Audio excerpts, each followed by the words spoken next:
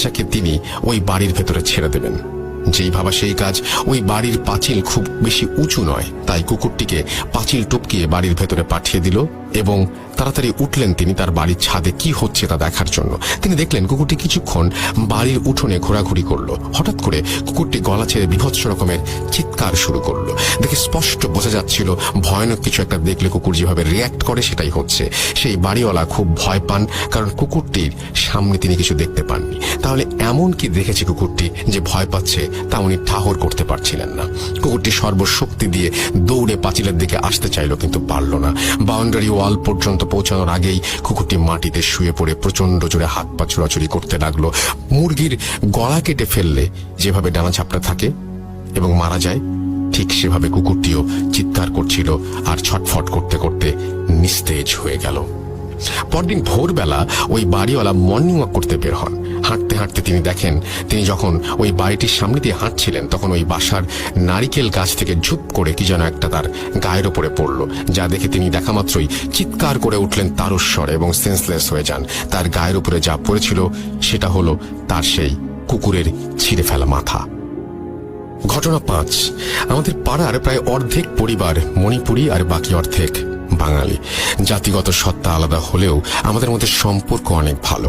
পাড়ার কিশোর বয়সের মণিপুরী ও বাঙালি ছেলেমেয়েরা মাঠে গোল হয়ে বসে আড্ডা দিচ্ছিল। তখন কে সাহসী আর কে ভীতু সেটা নিয়ে তর্ক বিতর্ক শুরু হয়। এক পর্যায়ে সাগর নামে এক মণিপুরী কিশোর দাবি করলো সে নাকি সব থেকে সাহসী। তখন সবাই তাকে প্রমাণ দিতে বলল।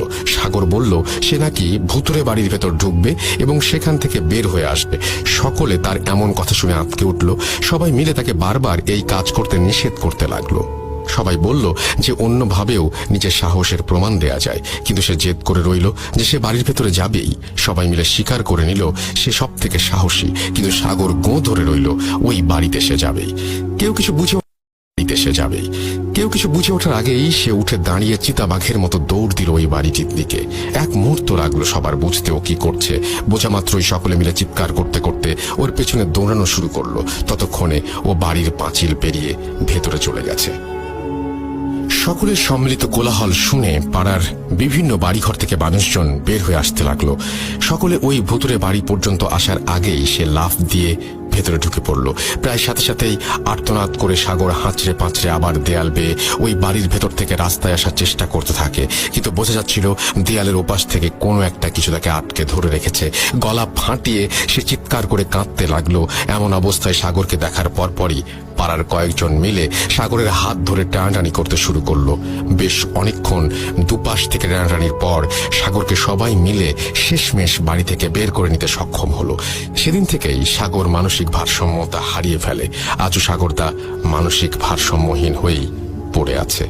ঘটনা 6।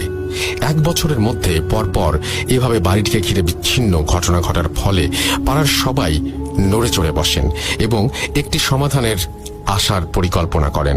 রাঙামাটি থেকে একজন মহিলা অঘরী তান্ত্রিককে নিয়ে আসা হয়। তিনি এসে প্রথমে যা যা হয়েছে তার সবকিছু জেনে নিলেন। পরদিন পূর্ণিমা এবং সেই মাঝরাতে একটা মশাল জ্বালিয়ে বাড়ির চারিদিকে ঘুরতে থাকেন। অনেকবার ঘোরার পর তিনি সবাইকে ঘুমিয়ে পড়তে বলেন এবং পরদিন সকাল 8টায় পাড়ার বড় মাঠে সবাইকে ব্যাপারটি জানাবেন বলে জানান। পরদিন 8টা সকলে অধীর আগ্রহ নিয়ে অপেক্ষা করছে কি হয় সেই রহস্য জানার জন্য। তান্ত্রিক এলেন। তিনি বললেন, তোমাদের পাড়ার ওই বাড়িটি থেকে এই সমস্যা দূর করা সম্ভব নয়, কারণ ওই বাড়িতে অর্ধ শতাধিক শক্তিশালী জিন মিলেমিশে বাস করে। এরা কখনো কারো ক্ষতি করবে না, কিন্তু যদি কোনো মানুষ বা প্রাণী ওদের শান্তি নষ্ট করে তাহলে ওরা সেই মানুষের ক্ষতি করবে, এমনকি মেরেও ফেলতে পারে। একটি বাচ্চা যেমন একদিন রাতে তোমাদের কারো বাসার একজন চাকর এখানে মারা গেছে। সে ছাদ থেকে লাফ দিয়ে বাড়িতে ঢোকার পর দৌড়াতে দৌড়াতে এখানে একটি বাচ্চা জিনকে পা দিয়ে পিষে ফেলে।